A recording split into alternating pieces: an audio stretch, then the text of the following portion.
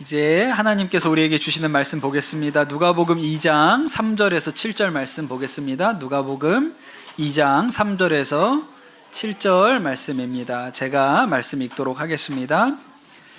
모든 사람이 호적 등록을 하러 저마다 자기 고향에 갔다. 요셉은 다윗 가문의 자손이므로 갈릴리의 나사렛 동네에서 유대에 있는 베들레헴이라는 다윗의 동네로 자기의 약혼자인 마리아와 함께 등록하러 올라갔다. 그때 마리아는 임신 중이었는데 그들이 거기에 머물러 있는 동안에 마리아가 해산할 날이 되었다.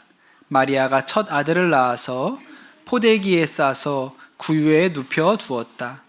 여관에는 그들이 들어갈 방이 없었기 때문이다. 아멘. 하나님의 말씀입니다. 목사에게 성탄절 설교는 제일 힘든 설교 중에 하나이거든요. 왜냐하면 이렇게 아기들부터 다 같이 예배 드리는 날이 몇 번 없죠. 그런데 이제 성탄절 예배는 아이들부터 또 어른까지 다 같이 예배를 드려야 되니까 성탄절 설교하는 내내 목사는 빨리 끝나야 되는데, 이걸 빨리 끝내야 되는데 이런 생각밖에 없습니다. 오늘 그런 설교인데 우리 아이들 위해서, 우리 유년부 유치부 아이들 위해서 동화 하나 해보도록 하겠습니다. 우리 유치부 유년부 어린이들은 이것만 듣고 끝내도 돼요. 한번 얘기해 보겠습니다. 엘레나 파스콜리라는 분이 쓴 새 나무 이야기라는 동화가 있어요. 그 동화를 제가 소개를 해드리겠습니다. 옛날 옛적에 언덕 위에 새 나무가 있었습니다. 새 나무가 있었어요. 어느 날 이 새 나무가 꿈을 꿨어요. 첫 번째 나무가 꿈을 꾸고 이야기를 합니다. 내 꿈은 부자 나무가 되는 거야. 세상에서 가장 귀한 보석을 담는 상자가 되고 싶어. 그렇게 얘기를 했어요. 두 번째 나무도 꿈 이야기를 했습니다. 내 꿈은 힘센 나무가 되는 거야. 세상에서 가장 위대한 왕을 태우는 멋있는 배가 되고 싶어. 그렇게 얘기를 했어요. 세 번째 나무가 얘기를 했습니다. 내 꿈은 그냥 여기에 서 있는 거야. 모든 사람이 올려다볼 큰 나무가 되고 싶어. 그렇게 얘기를 했습니다. 그리고 몇 해가 흘렀어요. 나무들이 쑥쑥 무럭무럭 잘 자랐습니다. 어느 날 나무꾼들이 도끼를 들고 언덕 위로 올라왔어요. 그리고 첫 번째 나무와 두 번째 나무를 쓰러뜨렸습니다. 그리고 세 번째 나무 역시도 쓰러졌어요. 세 번째 나무는 너무나도 슬펐습니다. 내 꿈은 이제 사라졌어. 나는 계속 자라서 큰 나무가 되고 싶었는데 나는 이제 무엇도 될 수 없어. 그렇게 울었습니다. 첫 번째 나무가 목수 아저씨한테 갔어요. 목수 아저씨가 아주 근사한 상자를 만들었습니다. 그런데 이 상자는 보석 상자가 아니라 튼튼한 여물통이었어요. 여물통은 마구간에 던져져서 동물들의 밥그릇이 되었습니다. 그러던 어느 날 한 남자와 여자가 마굿간에 찾아왔어요. 그리고 갓난 아기를 그 여물통 위에 누였습니다. 나는 그때 이 첫 번째 나무는 자신이 세상에서 가장 귀한 보석을 담는 상자가 되었다는 것을 깨달았어요. 두 번째 나무도 목수에게 갔습니다. 이 목수는 이 나무로 배를 만들었어요. 그런데 이 배는 멋있는 임금님을 태우는 배가 아니라 작고 초라한 물고기 잡는 배가 되었습니다. 그래서 또 실망했지요. 그런데 거센 폭풍이 불던 어느 날 한 남자가 이 배 안에서 파도를 향해서 소리쳤어요. 파도야 잠잠하라. 바다야 고요해져라. 그러자 바다가 잠잠해졌습니다. 두 번째 나무가 깨달았어요. 내가 세상에서 가장 위대한 왕을 태우는 배가 되었구나. 그렇게 생각했어요. 세 번째 나무는 버려졌죠. 그런데 어느 날 사람들이 떠드는 소리가 들렸습니다. 어떤 나무라도 괜찮으니 빨리 가지고 와. 그리고 이 나무로 십자가를 만들었어요. 그리고 한 남자를 십자가에 눕히고 그의 손과 발을 못을 박았어요. 그리고 군인들이 그 십자가를 언덕 위에 똑바로 세웠습니다. 이 남자는 십자가 위에서 죽었어요. 죽은 남자를 나무에서 내리고 세 번째 나무는 덩그러니 언덕 위에 서 있었어요. 그런데 사람들이 하는 말이 그 남자가 다시 살아났다는 거예요. 세 번째 나무는 깨달았습니다. 그리고 사람들은 언덕 위에 세워진 십자가를 바라보기 시작했어요. 그 십자가를 보고 사람들은 예수님의 사랑을 생각하게 되었답니다. 이것이 새나무 이야기라는 동화예요. 여러분, 예수님께서 유대 땅 베들레헴 말구유에 아기의 모습으로, 아기의 몸으로 태어나셨습니다. 그리고 예수님으로 말미암아 모든 게 달라졌죠.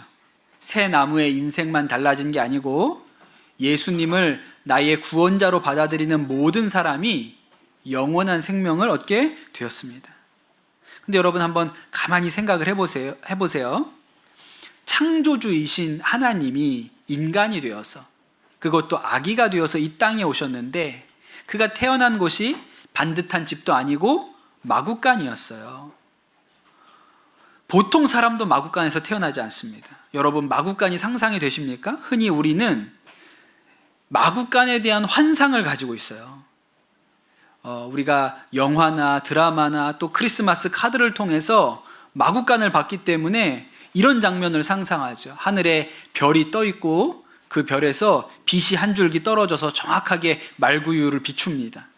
그리고 주위에 멋있는 옷을 입은 동방 박사들이 예물을 준비하여 나와서 서 있고, 또 마구간에 양과 말과 소들이 은은한 미소를 띠면서 아기 예수님을 쳐다보고 있어요. 보통 크리스마스 카드에 묘사된 이 마구간이 그런 모습이잖아요. 근데 여러분, 정말 그랬을까요? 마구간이? 성탄절 카드에서 본 마구간 말고 진짜 마구간을 한번 생각해 보세요. 제가 강화도에 군목으로 있을 때, 그때는 군대에서 준 관사에서 살았거든요. 근데 이 관사에서 멀지 않은 곳, 길 하나 건너가면 한 100여 미터 떨어진 곳에 소를 키우는 축사가 있었어요. 그래서 덥고 바람이 없는 날에는 냄새가 나서 집에 있을 수가 없어요.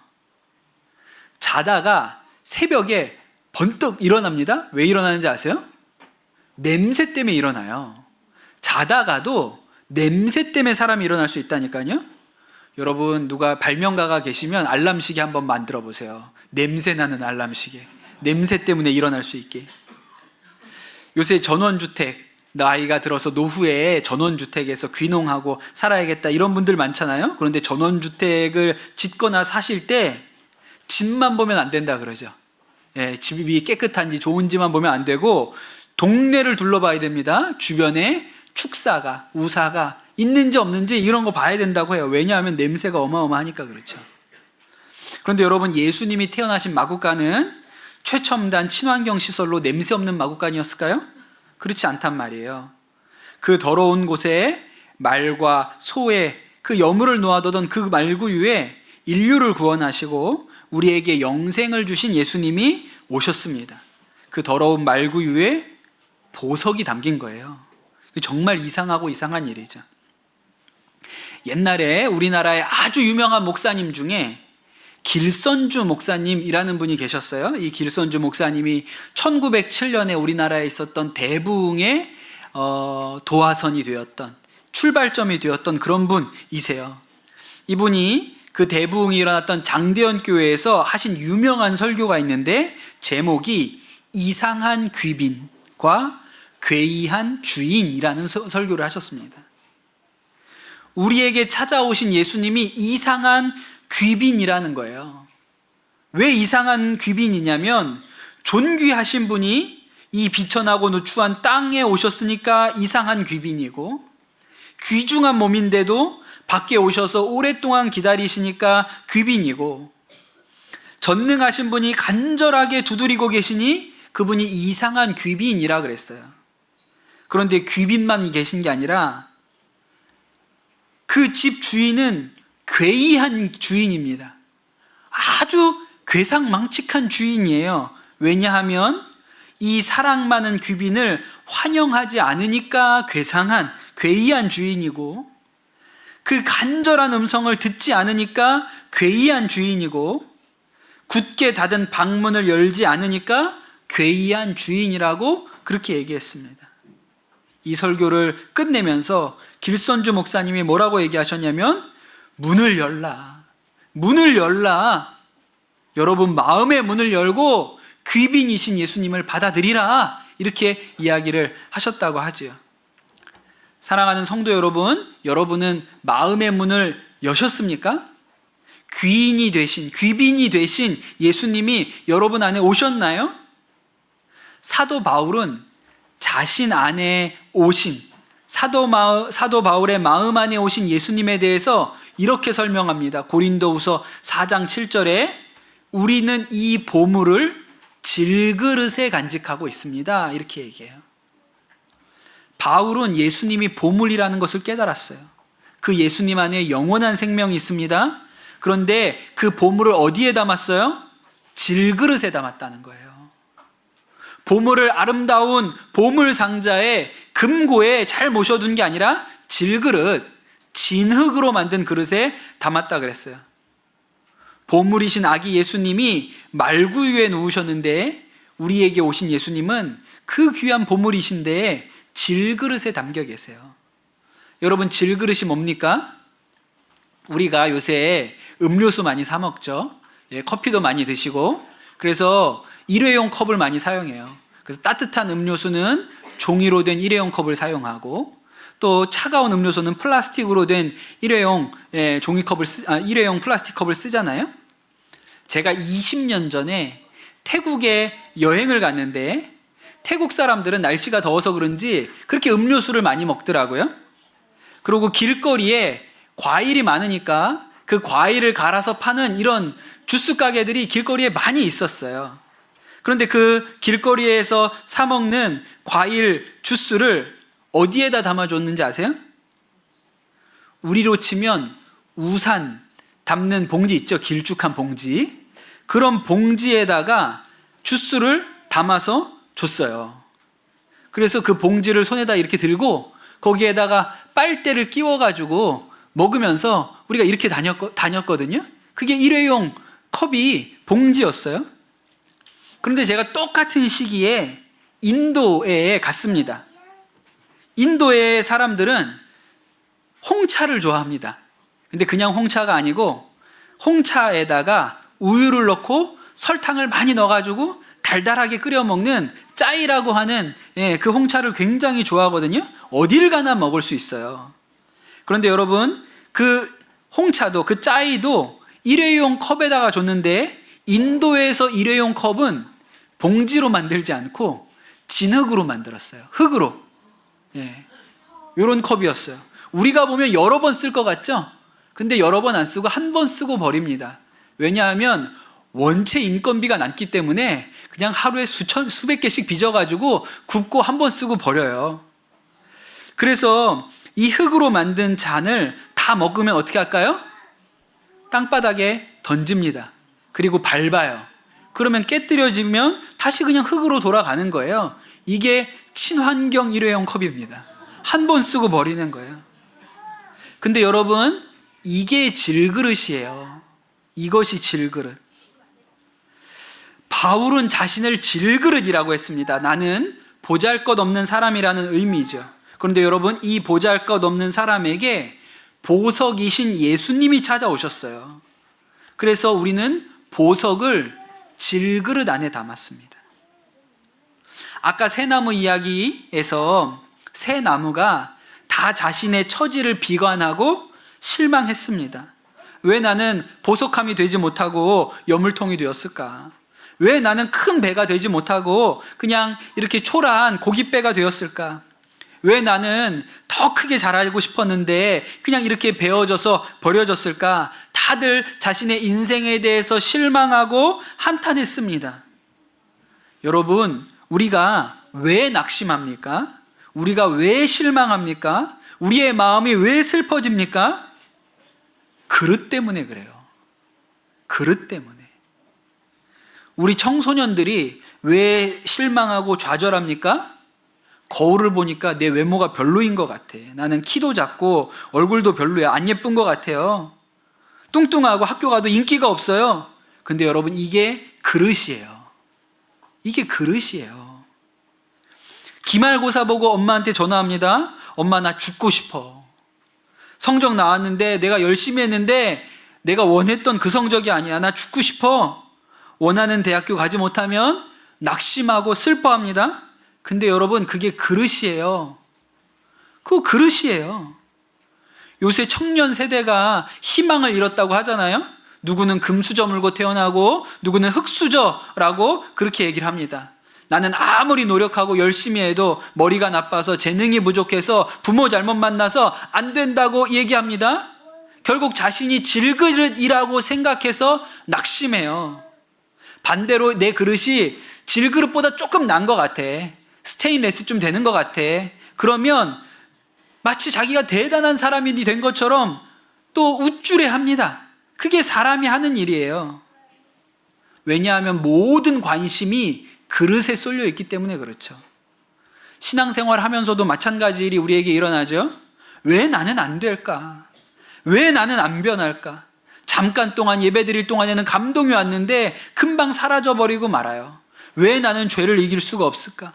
왜 나는 이 미움이 극복이 안 되고 왜 용서가 안 될까? 그렇게 생각합니다.